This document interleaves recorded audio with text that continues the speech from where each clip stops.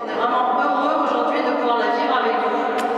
Ce moment donc particulier, émouvant, l'inauguration et aussi la bénédiction de la chapelle des 19 bienheureux martyrs d'Algérie en cette église donc de l'Immaculée Conception. Alors ils étaient enseignants, bibliothécaires, infirmières, moines ou évêques. Et entre mai 1994 et août 1996, ces 19 religieux attachés à l'Algérie et à son peuple y ont été tués. Ces 19 martyrs chrétiens ont été béatifiés au sanctuaire de Santa Cruz à Oran. Nous avons jugé important de rendre présents ces 19 bienheureux martyrs d'Algérie en contemplant leur visage. Monseigneur Pierre Claverie, évêque d'Oran, dominicain. Frère Henri Vergès, frère mariste. Sœur Paul-Hélène Saint-Raymond, petite sœur de l'Assomption. Sœur Esther Paniagua Alonso, sœur Augustine missionnaire. Sœur Caridad Alvarez Martin, sœur Augustine missionnaire. Père Jean Chevillard, Père Blanc, missionnaire d'Afrique. Père Alain Dieu-Langard, Père Blanc, missionnaire d'Afrique. Père Charles Deckers, Père Blanc, missionnaire d'Afrique. Père Christian Chessel, Père Blanc, missionnaire d'Afrique. Sœur Odette Prévost, petite sœur du Sacré-Cœur.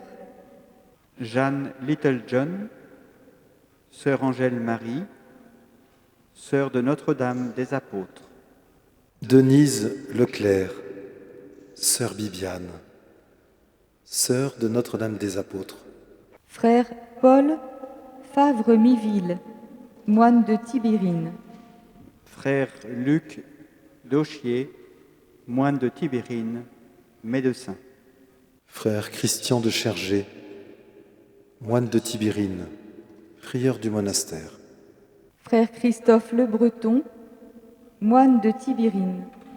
Frère Michel Fleury, moine de Tibérine. Frère Bruno Le Marchand, moine de Tibérine. Frère Célestin Ringard, moine de Tibérine. Ce temps mémorial, cette mémoire me touche d'une façon un peu particulière, mais je pense que je ne suis pas le seul. Personnellement, quand je suis né, mon père était en Algérie. C'était l'époque donc de la guerre d'Algérie. Il m'a connu, j'avais un peu moins d'1 an. Et puis ensuite, étant adulte, avant que je sache qu'un jour je serais prêtre, j'ai eu la chance de sillonner l'Algérie du nord au sud et du sud au nord. Et je pense que ce que j'ai vécu là-bas n'est pas tout à fait étranger au fait que quelques années plus tard, j'ai découvert ma vocation. Et puis j'ai eu l'occasion de retourner une deuxième fois à la Secrème, à pied, depuis Tamanrasset, et voilà, étant prêtre cette fois-ci. Cette fois-ci, c'était en pèlerinage. On pourrait se demander au fond pourquoi on fait mémoire de ces martyrs. En fait, c'est pas du martyr lui-même ou des martyrs dont nous faisons mémoire, parce que, comme le disait le père de Chergé, comment pourrais-je souhaiter le martyr? Comment pourrais-je souhaiter qu'un de mes frères en humanité soit un assassin?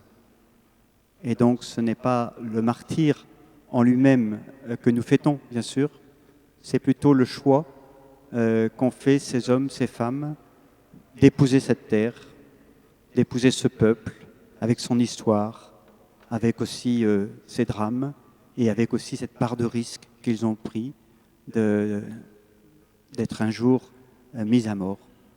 Et je crois que ce choix est vraiment un témoignage éloquent pour aujourd'hui, surtout dans le contexte que nous connaissons aujourd'hui, vous le savez bien, avec ces tensions interreligieuses. C'est vraiment un message très fort, une façon de dire, eh bien, il est possible de s'aimer. Il est possible non seulement de vivre ensemble, mais de s'aimer les uns les autres, comme nous y invite d'ailleurs Jésus dans l'évangile d'aujourd'hui. Et donc cette diversité ne doit pas entamer la fraternité. Voilà, donc je crois que c'est vraiment un message actuel pour aujourd'hui. J'ai eu la chance de pouvoir participer le 8 décembre 2018 à la béatification à Oran des 19 bienheureux. Un moment fort, un moment d'émotion, un moment intense qui manifeste un signe de fraternité pour le monde entier, je le crois vraiment, et qui concrétise une fois de plus ces liens d'amitié, de fraternité entre la terre d'Algérie et la terre de France, et en particulier Lyon. Il y a toujours eu des liens étroits entre les diocèses d'Algérie et le diocèse de Lyon.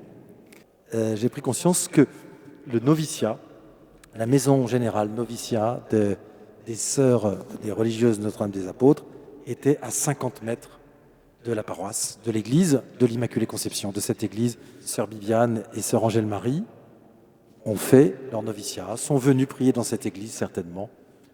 Alors, cette congrégation Notre-Dame des Apôtres, elle est née en 1876 pour la première évangélisation en Afrique. Et en 1878, donc 2 ans après la fondation, il achète un terrain au Moulin à Vent, tout près de l'église dite des Sauterelles. La maison mère, c'est aussi le lieu du noviciat et le lieu de la formation des missionnaires. On leur enseigne l'écriture, on leur enseigne la liturgie, la mission sous l'angle du don de sa vie jusqu'au bout, l'amour universel, là où on est envoyé, sachant que le Seigneur nous y précède. On ne choisit pas sa mission. Il y avait de fortes relations qui étaient tissées avec la paroisse, avec les gens du quartier. On retrouve beaucoup de témoignages, des relations de solidarité aussi pendant les 2 guerres mondiales, qui ont permis de comprendre que quand on donne sa vie, on la donne où qu'on soit. Alors c'est là que sœur Angèle-Marie, Jeanne Littleton et sœur Bibiane, Denise Leclerc, ont effectué leur postulat, leur noviciat et leur formation missionnaire. Il y a des liens très forts entre l'Église d'Algérie et l'Église de Lyon depuis la période coloniale, puisque ça se voit même dans l'architecture. La statue de Notre-Dame d'Oran à Santa Cruz a été faite dans le même moule que la Vierge de Fourvière, mais dans un autre matériau. Alors ça, c'est pour les pierres, mais ça signifie bien. 1984-1985, il y a eu beaucoup de mouvements sociaux en Algérie, il y a beaucoup d'explosions sociales, de mécontentement. Et ça se traduit par un printemps algérien qui a eu lieu avant les autres printemps arabes en 1988. Et là, il y a des défilés, des explosions de violence aussi, des manifestations. Il y a un besoin de liberté. Et le président de l'époque, le président Chadli, décide à ce moment-là d'ouvrir le couvercle de la cocotte minute. Mais ça n'a pas suffi, au contraire, ça a provoqué un déchaînement. Il va y avoir une nouvelle constitution, il va y avoir l'ouverture au pluripartisme. Et c'est à ce moment-là qu'il n'y a pas que des partis démocratiques qui profitent de cette ouverture, mais il y a aussi les partis islamistes, et en particulier le Front islamique de salut, le FIS. Ce qui fait que lorsqu'il y aura des élections, d'abord des élections municipales, elles vont donner près de la moitié des sièges, près de la moitié des municipalités d'Algérie passent au FIS. Et ensuite, quand il y a le premier tour de législative, en fin 92, eh bien, près des 3/4 des sièges des parlementaires vont être gagnés par le FIS. Et c'est à ce moment-là que l'armée décide de mettre un terme au processus, que le président Chadli démissionne, qu'il y a d'abord Boudiaf qui est appelé, un ancien d'indépendance qui est appelé pour présider le pays. Il est assassiné à son tour. Et à partir de ce moment-là, il y a un cycle de violence. Il y a quelques 150 000 personnes qui meurent. 150 000. 150 000 À personnes 200 000, algériens qui meurent. Hein. Parfois, on dit 200 000. Mais ce qui est assez difficile à saisir, c'est que ce n'a pas été une guerre civile. Je ne sais plus qui disait, mais ça me paraît une bonne expression. Je ne sais pas si vous la partagerez, mais ça a été une guerre contre les civils. C'est-à-dire que vous avez eu l'Office d'abord, qui a créé l'armée de libération islamique. Puis ensuite, on a des groupes, en particulier qui se rassemblent sous le terme du GIA, du groupe islamique armé, qui sont composés notamment d'Algériens qui sont allés combattre volontairement en Afghanistan entre 1979 et 1989 et qui reviennent avec l'idéologie des talibans, avec l'idéologie salafiste, la plus dire. Voilà. Et donc il y a des massacres. Du coup, le pouvoir s'organise, l'armée exerce une forte répression, mais elle met aussi en place, à partir de 1994, des groupes de patriotes, qui sont des milices armées de civils. Et donc, on va avoir une série de massacres, dans lesquels il n'est pas toujours facile de savoir qui a massacré qui. Voilà. Mais je trouve que c'est intéressant de se rappeler que ce n'est pas le peuple algérien qui s'est affronté vraiment. Voilà. Et dans cette période, il y a une centaine de journalistes qui sont assassinés. Des imams aussi, il y a une centaine. Plus de 90 imams qui sont assassinés. Il y a des écrivains, il y a des artistes, il y a des défenseurs des droits de l'homme. Voilà. Et au milieu de tout cela, il va y avoir des étrangers qui vont être tués. Il y a 90 étrangers qui sont tués pendant cette période, entre 1993 et 97-98. Hein. Parmi ces étrangers tués, il y a 36 Français. Et les religieux dont nous faisons mémoire aujourd'hui, ils sont au milieu de tout cela. Et là où est la force de leur témoignage, c'est qu'ils ont voulu rester avec le peuple algérien qui mourait. Eux, qui sont morts, mais aussi ceux qui ne sont pas morts. Parce qu'il ne faut pas oublier qu'il y avait, je crois, à l'époque, qui ont accepté de rester, parce qu'on a donné la liberté à chacun et chacune de rentrer s'il le voulait dans son pays. Il y avait à l'époque 180 religieux et religieuses. Et c'est pour ça qu'on peut dire que certes, il y a les 19, mais il y a tous ceux et toutes celles qui ont fait preuve du même héroïsme. Et je crois que c'est ça, du coup, ça nous donne une image de la sainteté un peu différente. C'est-à-dire que la sainteté, on n'est jamais saint tout seul. Et la sainteté, c'est finalement aussi quelque chose de collectif, qui est vécu collectivement. Il me semble que c'est ce qui a été vécu, c'est le témoignage donné par l'Église d'Algérie. Il m'est toujours difficile de revenir sur cette situation de violence vécue entre 1988 et 2000. Trop de folie meurtrière qui a touché le peuple algérien en ses imams, ses professeurs, ses médecins, ses coiffeuses, ses enseignantes, tous ceux et celles qui tenaient debout contre les extrémistes. Souffrance du peuple musulman qui avait du mal à s'y retrouver. Et s'il est souvent nécessaire d'y revenir, c'est surtout pour partager cette grâce d'avoir vécu en Algérie une telle solidarité avec nos amis algériens et pour reconnaître la nécessité de vivre aujourd'hui en Algérie en fonction des possibilités d'accueil du pays, les visas, surtout après cette belle reconnaissance célébrée le 8 décembre 2018 à Oran. Célébration de la béatification des 19 témoins d'Algérie, sans oublier les 150 000 Algériens massacrés, dont 99 imams. Dans le quartier populaire d'Alger, à Bellecour, vivait une communauté de 3 sœurs NDA. Angèle-Marie Littlejohn, maltaise, Yolanda Mimini, italienne, et Bibiane Leclerc, française, vivaient depuis 1964, enseignantes dans l'école des beaux-arts et métiers de la mairie d'Alger. Elles avaient été demandées par le cardinal Duval, archevêque d'Alger, qui voulait répondre à un appel de la municipalité. Celle-ci souhaitait créer un centre de formation féminine dans le quartier et fournissait donc un grand local et un appartement pour les sœurs. Leur soutien spirituel était accompagné par la paroisse de Bellecour. En 30 ans, elles avaient développé des liens très forts avec les familles. Elles faisaient partie du quartier. Un jour, il y avait la manifestation des supporters de l'équipe de foot, animée par Yamaha, qui a été assassiné lui-même 2 semaines après les sœurs. Ils avaient arrêté le cortège sous le balcon des sœurs pour qu'elles se montrent et acclament l'équipe avec tout le groupe en criant « Les sœurs, avec nous !» Très insérées dans le quartier, elles n'avaient pas envisagé de partir. Mais ce jour-là, dimanche 3 septembre 1995, vers 18h, 2 d'entre elles, Bibiane et Angèle-Marie, reviennent de la célébration eucharistique. Toutes 2 s'écroulent à quelques mètres de leur immeuble. Sœur Yolanda, la troisième, sous le choc, déclencha un problème cardiaque. Bien que surchargée en demande d'inscription, elle donnait la priorité aux plus pauvres et aux handicapés.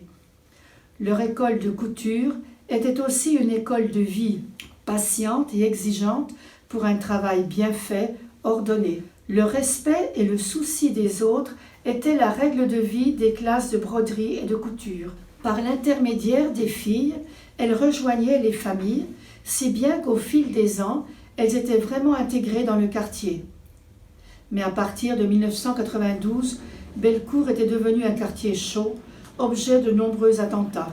Il leur a été demandé un choix, partir pour être en sécurité ou rester en prenant bien des risques. Avec foi et courage, elles ont opté pour continuer leur service auprès des jeunes et aussi par solidarité avec la population exposée aux mêmes risques. Mais bien vite, leur popularité exaspéra les extrémistes qui ont décidé de les éliminer. Leur sang mêlé n'est-il pas le symbole de leur amitié fraternelle qu'elles ont tissée durant de longues années de fidélité et qui faisait leur force? Ensemble, elles sont allées jusqu'au bout de l'amour, simplement, sans faire de bruit, toutes données à celui qui faisait leur force et leur joie, toutes données à ce peuple qui les a pleurées en silence. Elles ont été extraordinaires dans l'ordinaire et la simplicité de leur vie. Un ami algérien, Nadir, nous a dit « Les sœurs assuraient une présence à Bellecour pour toute la population. Dès que l'on évoquait les sœurs couturières, les visages s'éclairaient. Présence d'espoir, parce que la présence de l'Église à Bellecour était identifiée avec les services qui étaient rendus à la population. Les femmes apprenaient à soigner et les jeunes filles qui se formaient à la couture, soit pour travailler ensuite dans leur maison, ou soit pour faire de la couture professionnelle. Une de nos sœurs, en Algérie à ce moment-là, s'exprimait ainsi « Je suis émerveillée de la beauté de leur travail. Ces sœurs se donnaient en nourriture goutte à goutte aux jeunes qu'elles formaient. Par leur travail bien fait, elles exprimaient la dimension d'amour de leur union à Dieu. Cet amour et cette fidélité créaient une atmosphère de paix, engagée pour un travail d'art qui forme la femme algérienne. Leur zèle et leur volonté de bien faire ce qu'elles font laissaient transparaître leur dynamisme missionnaire et leur tendresse pour celles qu'elles formaient. Je crois qu'elles priaient autant qu'elles agissaient. C'est cela qui leur a mérité la gloire du martyre. Leur appartement abritait l'école, leur logement, et au milieu, la chapelle, lieu de ressourcement dans le silence. Silence habité de tous les bruits du quartier. Et elle disait, la nuit, c'était le calme qui nous réveillait. Au mur, des cadres avec des messages pour éveiller à la réflexion. Dieu est beau, il aime la beauté, en arabe et en français. La création est à Dieu, l'effort est à l'homme. Vie professionnelle, vie de quartier, vie avec la paroisse. Tout est bien lié, bien vécu dans la joie du service et des rencontres. D'éveiller les jeunes à une qualité de vie, qualité de travail, pour grandir en humanité et pour donner le meilleur de soi. En fin d'année, exposition des travaux, que du beau, qui déclenche un émerveillement. Donner le goût du beau et faire naître cette joie d'avoir donné le meilleur de soi. Et j'y découvrais dans les yeux des jeunes filles cette joie, cette fierté d'un beau travail. Dans leur service, dans leurs rencontres, je reconnais surtout le respect choisi par nos sœurs, respect du chemin spirituel des jeunes musulmanes, les aider à grandir dans leur chemin de vie et garder cette conviction, Dieu seul conduit les cœurs. Et elles avaient choisi comme symbole le palmier, un palmier qui grandit droit, s'élève vers le ciel. Une autre chose que je retiens de cette communauté, c'est cette connivence fraternelle qui les tenait en éveil dans la prière communautaire, une prière habitée des visages. Et avec le choix de la langue du cœur qui nous guide quand les mots en langue arabe manquent. Vraiment, dans cette période de violence que nous vivions, leur lieu de service était un lieu de paix, de beauté. Mission de l'Église en Algérie, il y a de quoi réfléchir entre missiologues et missionnaires aujourd'hui. En voyant des musulmans prier, ça m'a interpellée sur mon propre Dieu à moi, ça m'a interpellée, j'ai voulu réfléchir et après j'ai demandé une congrégation qui parte à l'étranger. Donc en 1974, je suis venue sur Alger et en m'arrêtant plus spécialement sur Bellecour, donc vous avez vu les 3 personnes qui étaient, le trio, et c'est vrai que le trio, on ne peut pas le séparer. Quand il y a eu ce drame en 1995, le 23 août, on avait un discernement communautaire et on se disait priorité aux communautés engagées avec les plus petits. On donne donc priorité à Bellecour. Et le 3 septembre, Bellecour. Oui, et vous n'avez pas eu peur à ce moment-là, vous-même qui aviez choisi de rester en Algérie? J'ai connu la peur quand on dit avoir peur de son ombre. Le matin très tôt, on allait à la boulangerie chercher le pain. Je passais sous les lumières, et bien après j'avais mon ombre qui me précédait. Et ben, j'avais peur. Alors qu'est-ce qui fait qu'on reste justement? Parce que c'est les amis, une grande la question. Vie, les amis, la vie, les enfants handicapés qui nous attendent, les voisins qui sont comme nous. Hein. C'est la vie qui l'emporte. Hein. On ne fait pas de discussion sur la mort. La célébration d'aujourd'hui, encore même ce matin, dans le temps de silence de la chapelle, je me disais, Bibiane et puis Angèle, et puis Bibiane encore plus, elle le dirait, qu'est-ce que c'est que vous allez faire là? Et puis, faire un temps fort pour les 19 bienheureux, avec Mohamed, sans l'oublier, c'est bien. Mais s'arrêter sur nos 2 sœurs comme ça, elles ne l'auraient pas voulu. Mais parler de la mission de l'Église Algérie, elles auraient été les premières à en parler et elles diraient « venez et voyez, mais venez sur place ». Denise avait pris secrètement la décision de n'entrer en religion que lorsque tous ses frères et sœurs seraient autonomes. Et comme j'étais la dernière, ce serait quand je partirais en pension et que donc je n'aurais plus besoin d'elle. Denise était une femme de devoir, à la forte personnalité, qui avait perdu, dit-elle, son enfance à l'âge de 5 ans, lorsque les parents, suite à de sérieux problèmes financiers, durent quitter l'exploitation agricole de Gazeran, en Eure-et-Loire, où elle se plaisait beaucoup. Cette rude école de vie, faite de responsabilités au-dessus de son âge, a fait d'elle une perfectionniste, soucieuse de toujours bien faire, une personne dévouée à l'extrême, exigeante pour elle-même et aussi pour les autres. Denise était très discrète. Rien en apparence ne laissait présager sa décision d'être religieuse. Cependant, il y a un épisode qui montre que le Seigneur était au cœur de sa vie depuis longtemps. Un soir, une rencontre avait eu lieu jusque 22h et Denise devait rentrer à la ferme. Elle venait toujours à bicyclette, car Saint-Georges, où était la ferme, est à l'extérieur de Roye, à environ 2 km. Et à l'époque, la route n'était pas éclairée. Quelqu'un lui demanda « Mais tu n'as pas peur de rentrer toute seule, de faire la route ?» Ce à quoi elle a répondu « Non, je n'ai pas peur. D'abord, je ne suis pas seule. Le bon Dieu est avec moi. » Cette foi, elle l'a sombrement exprimée par l'image qu'elle a choisie pour sa profession perpétuelle. Au recto, le buste du Christ sur la croix, le Christ, la tête penchée, comme pour prononcer cette phrase, s'adressant à qui veut l'écouter, écrite en dessous.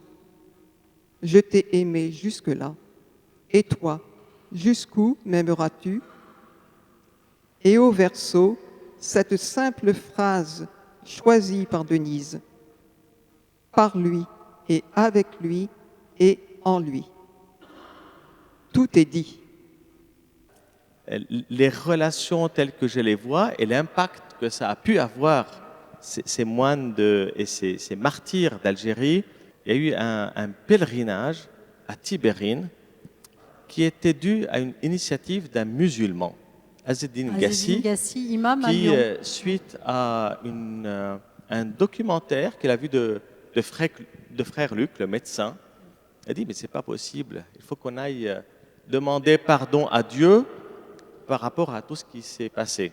Ça a été pour le diocèse de Lyon un moment clé qui a vraiment permis un souffle de rapport islamo-chrétien. Et justement, en 2016, il y a eu un repas assez important dans les jardins de l'archevêché entre chrétiens et musulmans.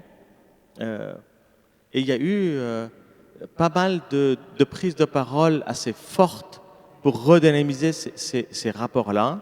Et puis finalement, en 2018, pour être bref, avec la béatification, où là, il y a eu une délégation islamo-chrétienne à Oran pour participer à ce moment-là. Alors certes, il y a eu la décennie noire, mais c'est cette décennie noire qui a fait aussi prendre conscience à quel point, je dirais, l'horreur externe fait émerger une prise de conscience d'une forme de proximité. Être croyant parmi des croyants, priant parmi des priants. Et le dialogue, c'est cette promesse-là que les différences ne seront pas effacées. Mais c'est cette capacité à transformer le regard qu'on a sur nos différences pour les porter autrement. Nous avons aujourd'hui dans notre diocèse plus d'une vingtaine de groupes qui sont en contact, en relation, en dialogue entre chrétiens et musulmans. Depuis 2016, il y a une rencontre qui se renouvelait tous les ans, ensemble avec Marie, où chrétiens et musulmans se retrouvaient, au moins pour se reconnaître comme croyants de différentes traditions, certes, mais au moins se reconnaître par ce biais-là.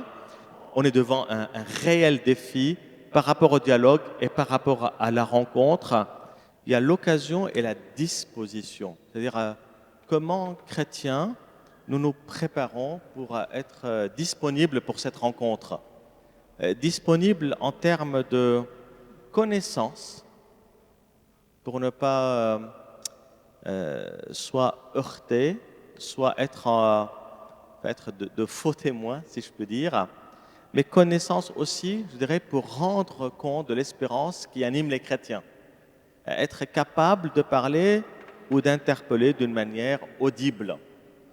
Un dialogue et une rencontre qui ne peuvent plus se vivre, je dirais, uniquement parce qu'on a envie de le faire ou bien parce qu'on se trouve dans un contexte comme ici pour le faire, mais aussi si on ne prend pas conscience de l'appel qu'on a pour le vivre et éveiller des consciences, comme l'a fait le pape François à Abu Dhabi avec l'encyclique Tous frères.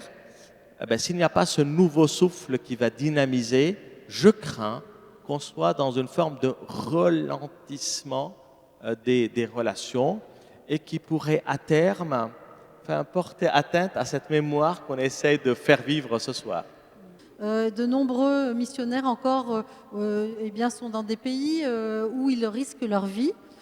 Comment est-ce que vous vivez cela? Quel est votre regard sur cette mission, même au péril de sa vie, Père François? Ça fait partie de notre vie de missionnaire.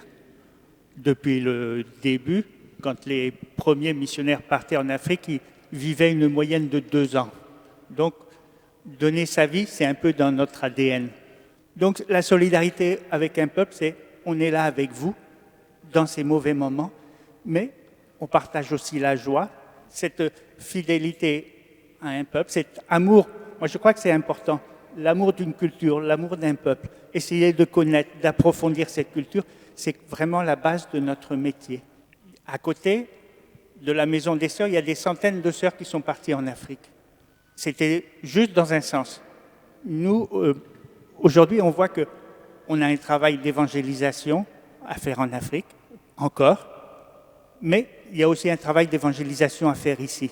Et au lieu d'être dans un seul sens, la fraternité, maintenant, on la vit dans les deux sens, comme un échange. Pour nous, c'est important qu'il y ait aussi des jeunes Français qui s'engagent pour aller en Afrique, de même qu'il y a des Africains qui viennent ici pour travailler ici aux côtés des Français. Déjà, le fait de vivre ensemble des cultures différentes, ça suppose un certain renoncement et ça nous prépare à nous donner davantage. Là où les autres voient des difficultés, nous, on ne les voit pas. Je crois que ça, on en a fait tous l'expérience quand on reçoit des gens qui viennent nous visiter. Et pour eux, chaque petite difficulté paraît un monde, alors que pour nous, ça fait partie de la vie et on en rigole. Vous aimeriez qu'elle porte quel genre de fruits, cette chapelle, Père François? Qu'elle nous donne cet esprit missionnaire dans notre église locale. Un don de soi, mais un don à long terme. Je crois qu'on est dans une culture du court terme, qu'on regarde, qu'on se donne un petit peu chacun et à long terme, oui. Et qu'on regarde vers les autres et qu'on apprenne. Je crois qu'ici, on a beaucoup à apprendre des autres cultures pour redécouvrir l'Évangile. Donc, on a commencé avec un petit groupe de paroissiens qui ont été assidus pour accompagner ce projet. On avait fixé quelques objectifs pour cette chapelle. Faire mémoire des 19 bienheureux martyrs d'Algérie, en associant aussi Mohamed et aussi les plus de 150 000 Algériens finalement qui ont été aussi tués pendant cette décennie noire. On voulait créer un espace de prière, être attentif à la beauté du lieu. C'est aussi Sœur Bibiane et Angèle Marie qui nous ont invités finalement à prendre en compte la beauté de Dieu, être attentif à ce que nous apportent les 19 bienheureux pour aujourd'hui et pour demain, pour la mission, aussi dans notre quartier de Vénissieux où les relations avec la communauté musulmane est aussi à faire grandir.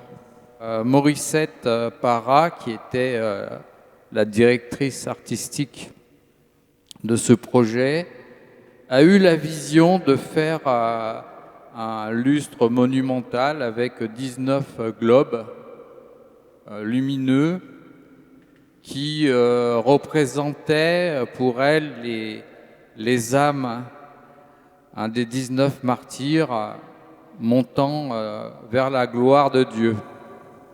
Je ne voulais pas travailler tout seul dans mon coin. On a beaucoup échangé avec Jean-Luc et Morissette. Ils sont venus plusieurs fois à la maison. Je ne voulais pas livrer quelque chose qui ne correspondait pas à leur attente. Je voulais que ça soit quelque chose de fait en commun. Donc avant de commencer, j'ai commencé à m'imprégner un petit peu de ces martyrs. Quand je travaillais, mes pensées étaient beaucoup avec eux. J'ai souvent fait brûler de l'encens, par exemple, quand je travaillais. Donc dans cette œuvre, j'ai mis de moi-même avec eux, quoi. J'étais en communion avec eux. En communion avec eux en faisant cette œuvre. Ce n'est pas tous les jours qu'on crée sur des formats là, en fait, sur des grands formats, parce qu'elle fait 2 mètres par 3, la même taille que l'icône qu'il y a en face, quasiment. Il y avait un défi technique déjà. Il y a un défi technique, voilà, c'est ça en fait. Et est-ce que vous êtes plongé aussi dans la vie de ces religieux et de ces religieuses? Oui. C'est une obligation en fait, parce pour entamer le processus de création, je suis obligé de me nourrir de l'histoire en fait. Alors ça a été l'histoire du pays et de ce qui s'est passé en général, et puis ensuite l'histoire de ces personnes. C'était un travail sur Sœur Angèle et Sœur Bibiane, sur leur simplicité de vie en fait. J'ai surtout travaillé sur ça. Et nous allons entrer dans ce moment essentiel, important, la bénédiction de cette chapelle, la prière qui monte vers le Seigneur comme l'encens, qui monte comme notre prière, qui monte vers nos frères et sœurs qui nous précèdent au ciel et qui veulent nous entraîner sur le chemin de la sainteté. Joyeuse lumière, splendeur éternelle du Père, saint et bienheureux Jésus-Christ, venant au coucher du soleil, joyeuse lumière,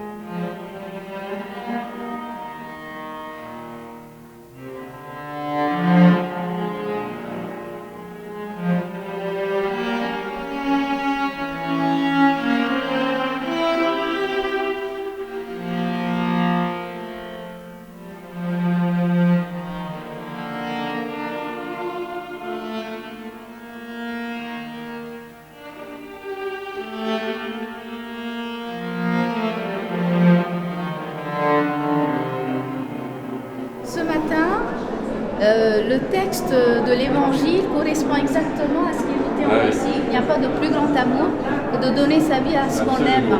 Et je me suis dit que cette date était déjà fixée et que nous, depuis le temps avec le Covid, il y a eu 2-3 dates qui étaient fixées, qui ont été reportées.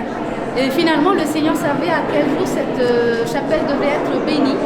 Et effectivement, c'est le jour où ça devait être fait, parce qu'il y a le texte de l'Évangile qui correspond exactement au message que cette chapelle nous donne, nous inspire. Voilà. Et je me suis fait la même réflexion ce matin, comme quoi. Donc c'est bien l'œuvre de l'Esprit Saint qui conduit ce projet jusqu'au bout.